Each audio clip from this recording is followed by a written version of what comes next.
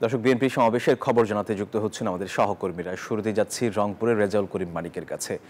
মানিক, সমাবেশ তো ইতিমধ্যেই শুরু হয়ে গেছে, আর সমাবেশকে কেন্দ্র করে নেতা কর্মীরা কি বলছেন?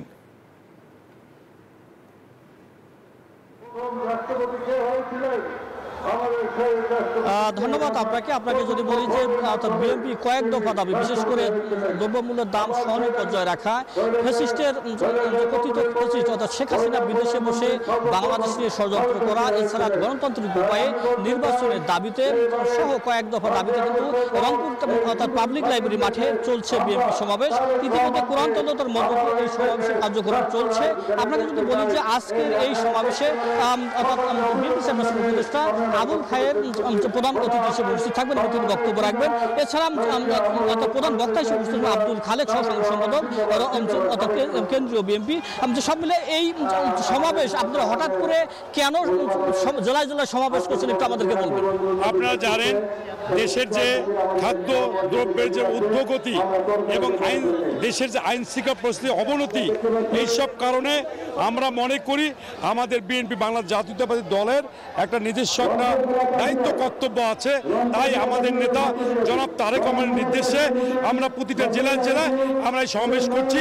যাতে আমরা কথা বলছিলাম একজন বিএনপি নেতার সাথে, তিনি বলছিলেন কথা এই ছিল আমার কাছে রংপুর পাবলিক লাইব্রেরি মাঠ থেকে সবশেষ ফিরছি একই সংবাদ জাতীয় সহকর্মী নোমানের কাছে ময়মনসিংহে অবস্থা। এবং ময়মনসিংহে নিশ্চয়ই আমার ক্যামেরার পেছনে দেখতে পাচ্ছেন যে ইতিমধ্যে লোকারণ্য হয়ে গেছে ময়মনসিংহের যে তারাকান্দা উপজেলায় আজকের যে ময়মনসিংহের উত্তর জেলা বিএনপির উদ্যোগে যে সমাবেশ হচ্ছে, সেই সমাবেশকে ঘিরে আমরা সকাল থেকে কিন্তু দেখেছি যে খণ্ড খণ্ড মিছিল নিয়ে দলীয় নেতাকর্মীরা কিন্তু তারা এই সমাবেশে যোগ দিচ্ছেন এবং এখন পর্যন্ত কিন্তু তাই হচ্ছে। যদিও প্রধান অতিথি এখন পর্যন্ত উপস্থিত হননি, আমি একটু জানিয়ে রাখি প্রধান অতিথি বিএনপি চেয়ারপারসনের যিনি উপদেষ্টা আছেন ফজলুর রহমান, তিনি কিন্তু উপস্থিত থাকার কথা রয়েছেন এবং উনি কিন্তু প্রধান অতিথির ভাষণ দিবেন এবং সেই ভাষণের জন্য কিন্তু উদ্বেগ হয়ে আছেন যে স্থানীয় নেতাকর্মীরা তারা আসছেন দিক নির্দেশনা পেতে। এবং বিএনপির যে 4 দফা দাবি আছে, সেই দাবি কিন্তু আসলে এখানে মূল বিষয় এবং সেই দাবির যে বিষয় যে কি দিক নির্দেশনা পালন করবে নেতাকর্মীরা, তারা কিন্তু সেই অপেক্ষায় এখন পর্যন্ত আছেন। আমরা নেতাকর্মীদের সাথে কথা বলেছি, স্থানীয় এবং জেলার শীর্ষ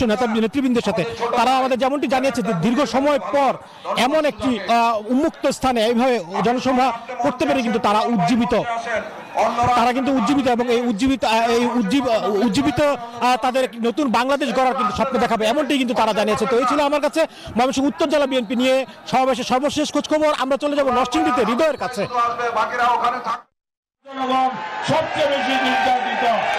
ধন্যবাদ নোমান। আপনি যেমনটি বলছিলেন, আমি এই মুহূর্তে রয়েছি নরসিংদীর যে জেলা বিএনপির সমাবেশ রয়েছে সেই সমাবেশ স্থলে। আপনাকে একটু দেখাতে চাই, একটু যদি দেখবেন যে এখানে